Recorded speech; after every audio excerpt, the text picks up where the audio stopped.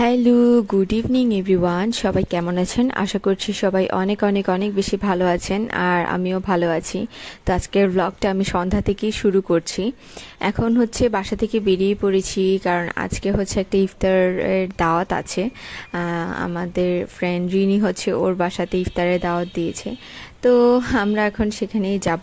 তো আমি হচ্ছে আমার বাসা থেকে প্রথমে বেরিয়ে গিয়েছি। তো আমার আরেকটা ফ্রেন্ড আছে যে সে হচ্ছে নিউ মার্কেটে অলরেডি ওয়েট করছে।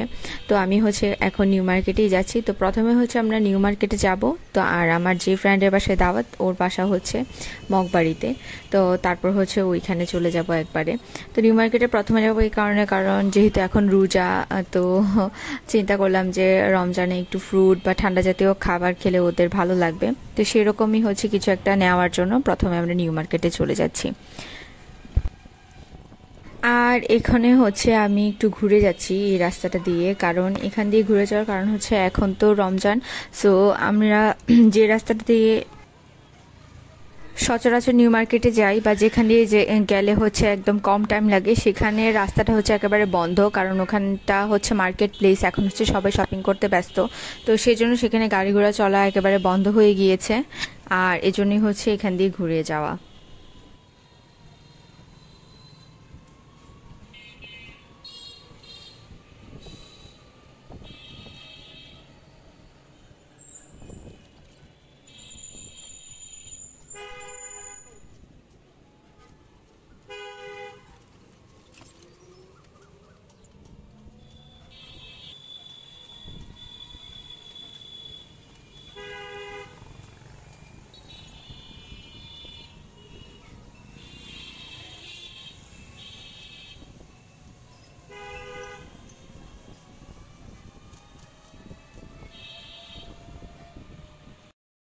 তো এই তো এরপর হচ্ছে নিউ মার্কেটে চলে গিয়েছিলাম। তারপর হচ্ছে যেহেতু ইফতার টাইম হয়ে যাচ্ছে, প্রায় রাস্তাঘাটও একেবারে খালি হয়ে গিয়েছে।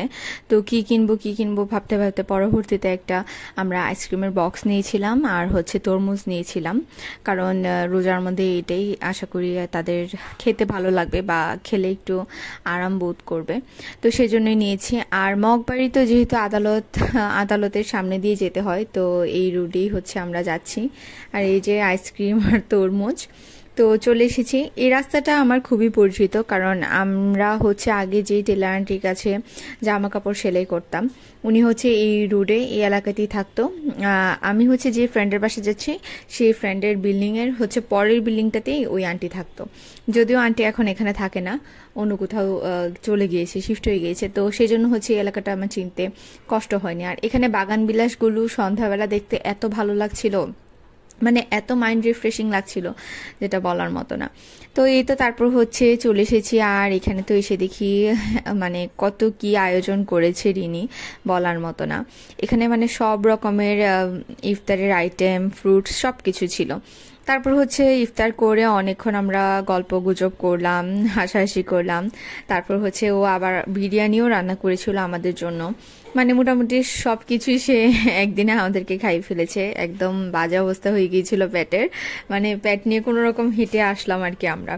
আর এখানে হচ্ছে সালাদও ছিল, শসা ছিল, লেবু ছিল, আর কাঁচামরিচ ছিল। তারপর হচ্ছে এখানে আবার স্প্রাইটও দিয়েছে, আবার দইও দিয়েছে। কিছুক্ষণ পরে আবার আইসক্রিমও দিবে, মানে পাগল মেয়ে একটা, কিছু বাদ রাখিনি আমাদেরকে খাওয়ানোর জন্য। তো প্রত্যেকটা খাবারই খুবই টেস্ট ছিল, কিন্তু ওভারলোড হয়ে গিয়েছিলাম আর কি। তো এখন অলমোস্ট 8টার মতো বেজে গিয়েছে। আর হচ্ছে আমরা লেট করতে চাইনি, কারণ আমাদের দুইজনেরই যেহেতু বেবি আছে। তো তারপর হচ্ছে বাসায় চলে এলাম।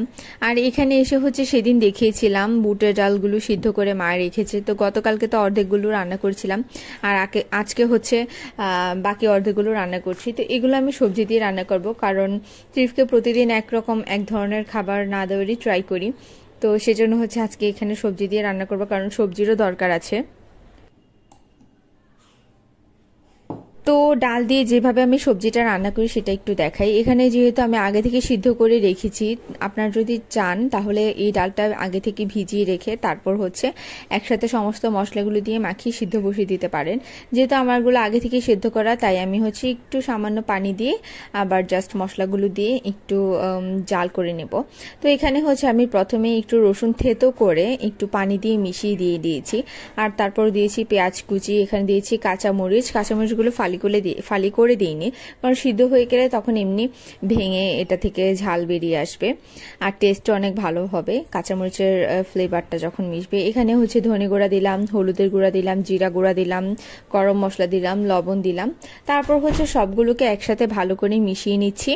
মিশিয়ে হচ্ছে আমি সামান্য কিছুক্ষণ হচ্ছে জাল করে নেব, যেহেতু এটা আমি ফ্রিজ থেকে বের করেছি তো এখন তো একটু ঠান্ডা আছে, তো সেই জন্যই যেহেতু মশলাগুলো দিয়ে দিয়েছি, একেবারে মশলাগুলো যেন ডালের ভিতরে ঢুকে যায় সেই জন্য হচ্ছে একসাথে সবগুলোকে একটু করে জাল করে নেব। তো ভালো করে আগে মিশিয়ে নিয়ে মশলাগুলো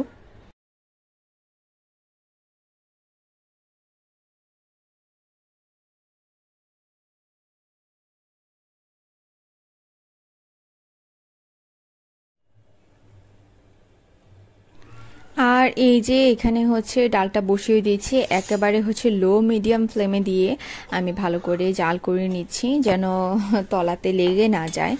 আর এই যে মোটামুটি হালকা হালকা বলক চলে এসেছে, প্রায় এভাবেই আমি 5 থেকে 7 মিনিটের মতো করে এটাকে আমি একটু গরম করে নিলাম ডালটাকে। তো যেহেতু আমি সবজি দিব আগেই বলেছি, তো সবজিগুলোর মধ্যে আমি যেটা দিচ্ছি সেটা হচ্ছে পেঁপে আর গাজর। পেঁপে আর গাজরটাকে আমি কিউব করে কেটেছি, তবে গাজরের সাইজটা একেবারে ছোট আর পেঁপের সাইজটা হচ্ছে মিডিয়াম, কারণ পেঁপেটা যেহেতু একেবারে সিদ্ধ হয়ে গেলে গলে যাওয়ার একটা সম্ভাবনা থাকে সেই জন্য একটু মিডিয়াম করে দিয়েছি। আর গাজরটা যেহেতু একটু শক্ত ধরনের সবজি তাই এটাকে একটু কিউব কিউব করে দিয়েছি, যাতে সিদ্ধ হতেও সময় কম লাগে আর একেবারে গলেও না যায় বা সিদ্ধ হতে কোনো ধরনের ঝামেলা না হয়। তো যাই হোক, আমি সবজিগুলোকে আগে থেকে ভালো করে ধুয়ে কেটেছি, কেটে টেটে হচ্ছে ভালো করে ক্লিন করে রেখেছি। এবার হচ্ছে এখানে প্যানে একটু তেল দিয়ে নিলাম। তেলটা হালকা গরম হয়ে আসার পরে আমি সবজিগুলো দিয়ে দিচ্ছি। যেহেতু এটা ননস্টিকের কুকওয়্যার, সো তেলটা একটু গরম হতে স্বাভাবিকভাবে সময় লাগে। যারা হচ্ছে ননস্টিকের কুকওয়্যার ব্যবহার করা অভ্যস্ত তারা জানেন আসলে দেওয়ার সাথে সাথেই তেলটা গরম হয় না, অ্যাটলিস্ট 3 থেকে 4 মিনিট তো লাগেই।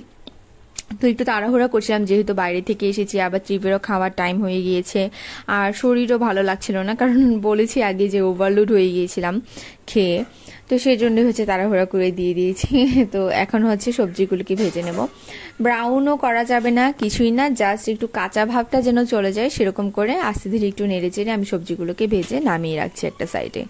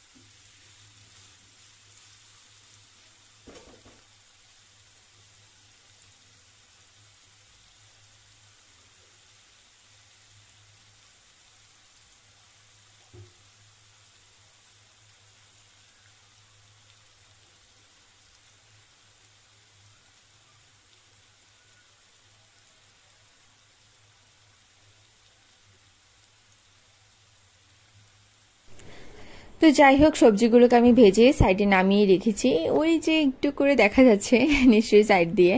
তো যাই হোক, এখানে হচ্ছে ফোড়ন হিসেবে আমি তেজপাতা, দারচিনি, শুকনা মরিচ আর হচ্ছে 5 ফোড়ন আর কিছুটা জিরা দিয়ে নিচ্ছি। যখন এগুলো ভালো করে ভাজা হয়ে যাবে, একটা স্ট্রং ফ্লেভার আসবে, যখন দেখবেন যে মশলাটা, যে কোনো ধরনের আস্ত মশলা ভাজার পরে একটা সুন্দর অ্যারোমা আসে, ততক্ষণ পর্যন্ত ওয়েট করবেন। এই সবজির মূল বেসিক জিনিস যেটা, সেটা হচ্ছে আসলে আপনার যে ফোড়নগুলো দিচ্ছেন সেটা ঠিক কতটুকু ভালো করে সম্ভার হচ্ছে, এটাই হচ্ছে এটার মূল হচ্ছে স্ট্র্যাটেজি। তো যাই হোক, এখানে হচ্ছে আমি সবগুলোকে দিয়ে একটু ভালো করে লাল লাল করে ভেজে নেব মশলাগুলোকে, যেগুলো আস্ত মশলা আছে। তারপর হচ্ছে এখানে আমি পেঁয়াজ আর রসুন কুচি দিয়ে দেব। পেঁয়াজ আর রসুনটাও খুব ভালো করে ভাজা ভাজা করতে হবে, ব্রাউনের থেকে একটু বেশি, মানে একেবারে পুড়ে যেন না যায়, তবে কালচে কালচে একটা ভাব আসার পর তারপর হচ্ছে আমি এখানে ডাল দেব, কারণ এটা হচ্ছে এই রান্নার হচ্ছে মূল বেসিক জিনিস। এটা মশলাগুলো খুব স্ট্রং ফ্লেভার যেন বের হয়, সেজন্য হচ্ছে একটু সময় নিয়ে আস্তে আস্তে করে একটু কড়া করে ভাজতে হবে। যখন সবগুলো একসাথে ভালো করে ভাজা হয়ে যাবে তখন হচ্ছে আগে থেকে সিদ্ধ করে রাখা ডালের সবটা অংশই হচ্ছে আমি এখানে প্যানে দিয়ে দিব, যেখানে হচ্ছে মানে তেল দিয়ে আমি সব মশলাগুলোকে কষিয়ে নিয়েছি। তো তারপর হচ্ছে ডাল আর মশলাগুলোকে একসাথে কিছুক্ষণ নেড়ে চেড়ে সবজিগুলো দিয়ে ভালো করে নেড়ে চেড়ে সামান্য একটু পানি দিয়ে দেবো, যেন সবজিগুলো ভালো করে সিদ্ধ হয়ে যায় আর মশলাগুলোও ভালো করে সিদ্ধ হয়ে যায়, আর তলানিতে যেন না লেগে যায় সেজন্য। তো যেহেতু এটা সবজি আর ডালের ভাজি, তো সেরকমভাবে আপনারা চাইলে ঝোল ঝোল রাখতে পারেন। তো সেটার জন্য হচ্ছে সামান্য একটু পরিমাণ ঝোলটা বাড়িয়ে দিবেন। যেহেতু আমি এটা ভাজির মতো করছি, তো আমি হচ্ছে একেবারে শুকনা শুকনা করে নামিয়ে নেব। তো পরিমাণ মতো আমি পানি দিয়ে দিয়েছি, যেন সবজিটাও সিদ্ধ হয়ে যায় আর তলে লেগেও না যায়, প্লাস হচ্ছে ভাজা ভাজা একটা ভাব যেন থাকে সেরকমভাবে। তো এই তো তারপর হচ্ছে আমার সবজি রান্নাও মোটামুটি এখন রেডি। তো একটু চিনিও দিয়ে দিলাম এখানে, কারণ যে কোনো সবজির মানে সবজি বেশি যে কোনো রেসিপিগুলোই হচ্ছে একটু চিনি দিলে দেখবেন যে খেতে অনেক বেশি টেস্ট লাগে। তো এই তো যাই হোক আমি কিছুক্ষণ নেড়ে চেড়ে এবার হচ্ছে পানি দিয়ে দিয়েছি। দেখতেই পাচ্ছেন এখানে কতটা মাখা মাখা পানি দিয়েছি। তো এইভাবে করে দিয়ে বসিয়ে হচ্ছে ঢেকে দিয়েছিলাম, আর আমার রান্না হচ্ছে ততক্ষণে রেডিও হয়ে গেছিল। তো আমি বারবারই যেহেতু বলছি যে আমার ওভারলোড হয়ে গিয়েছে খাবারগুলো, মানে আমার মনে হচ্ছিল যে আমার নড়াচড়া করতে প্রবলেম হচ্ছে, এত বেশি খেয়ে ফেলেছিলাম। তো এখানে হচ্ছে আমি আগেও বলেছি যে ত্রিবের কোক মোজো বা যেটাই বলেন না কেন আমি আগেও খেয়ে শেষ করে ফেলেছি। এখানে হচ্ছে ওর এই একটাই ছিল যেটা দিয়ে সে খেলতো, মানে আমি মানে একেবারেই আমার বাজে অবস্থা হয়ে গিয়েছিল, সেজন্য হচ্ছে আমি ওর এটাও খেয়ে ফেলছিলাম। তো যাই হোক আমার ছেলে যদিও দেখেনি, পরে হচ্ছে অর্ধেক খাওয়ার পর আমার ছেলে দেখে ফেলেছে যে ওর খেলার জিনিস মাম্মি খেয়ে ফেলছে, তাড়াতাড়ি করে দৌড়ে এসে হচ্ছে ও আবার নিয়ে গিয়েছে। তো এই তো যাই হোক ভাগ্য ভালো যে ও এখনো এই জিনিসটা খাওয়া শিখেনি, বা খাওয়া জিনিসটা ওকে এখনো পর্যন্ত শিখায়নি। আমি বা আমার বোন আমরা দুইজনই তো আমাদের বাসার মধ্যে হচ্ছে এই ধরনের সফট ড্রিঙ্কসগুলো খেয়ে থাকি। তো আমরা হচ্ছে সবসময় লুকিয়েই খাই, যেন এটা খেতে পারা যায় বা খাওয়া যায় এই জিনিসটাই যেন না বুঝে সেজন্য। তো যাই হোক তারপর কিছুক্ষণ খেয়ে তারপর হচ্ছে আমি আমার ছেলেকে দিয়ে দিয়েছিলাম।